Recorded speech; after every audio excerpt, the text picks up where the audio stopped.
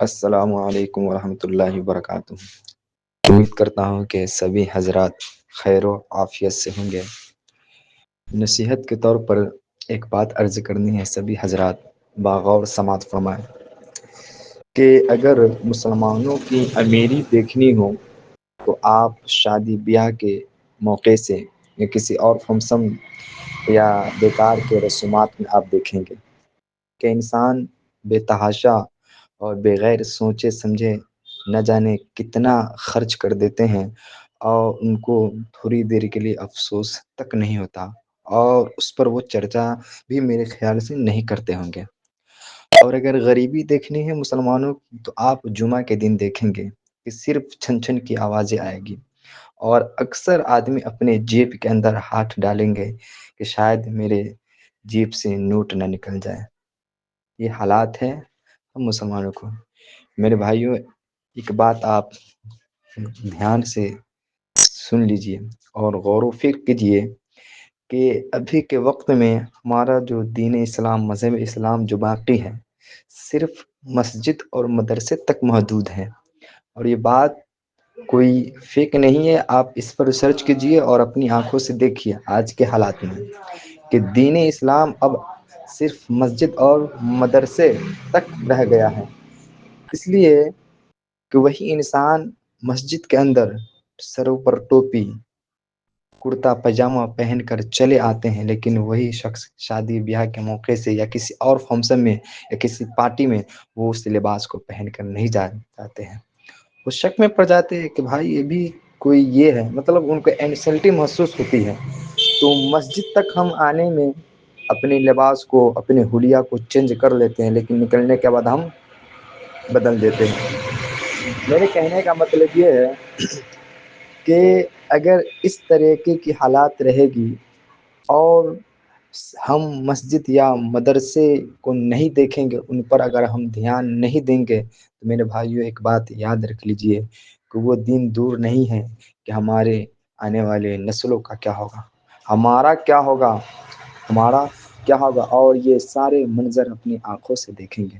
اس لیے میرے بھائیوں اور میرے جو ساتھی ہیں، میرے جاننے والے سبھی سے میرا درخواست ہے کہ آپ ذرا اس چیز پر غور کیجیے، اس پر تھوڑا فکر کیجیے اور اپنے مساجد اور مدارس کو مضبوط کیجیے۔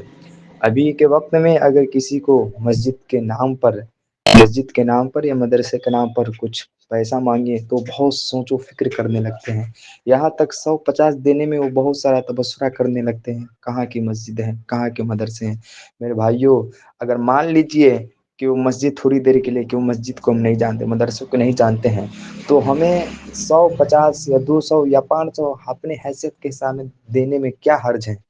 ان کا اعمال سمجھیں، میرا کام میں نے اپنے ثواب کے نیت سے اس کو دے دیا۔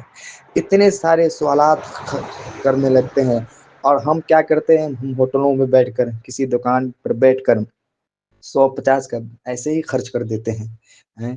کسی کو اگر کسی چیز کا عمل ہے وہ اس عمل میں خرچ کر دیتے ہیں، اسے کھانے پینے میں، لیکن اسے سوچتے نہیں ہیں۔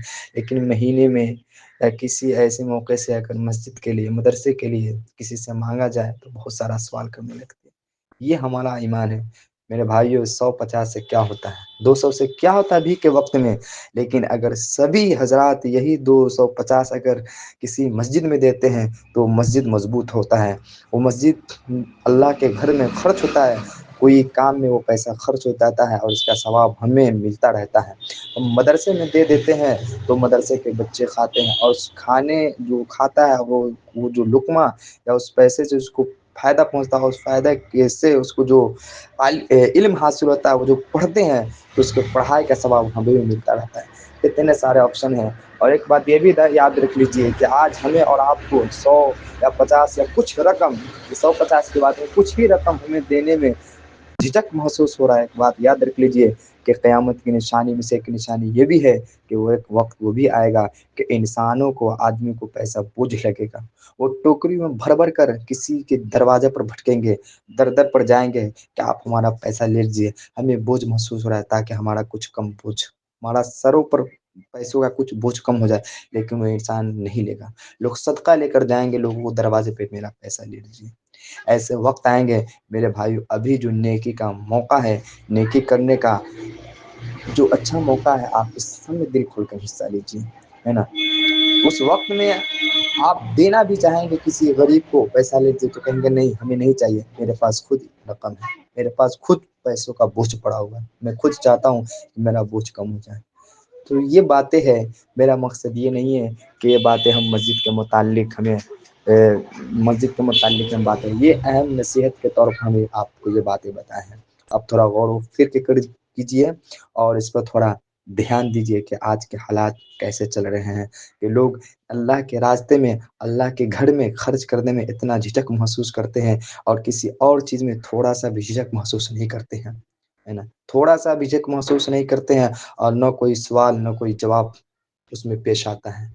اللہ حافظ۔ آپ لوگ کو اگر کچھ باتیں سمجھ میں آئی ہو یا نہ آئی ہو، اللہ کا شکر ادا کرے، اور اللہ کا شکر ہے کہ اللہ پاک ہم سب ایمان والوں کو سمجھنے کی توفیق عطا فرمائے۔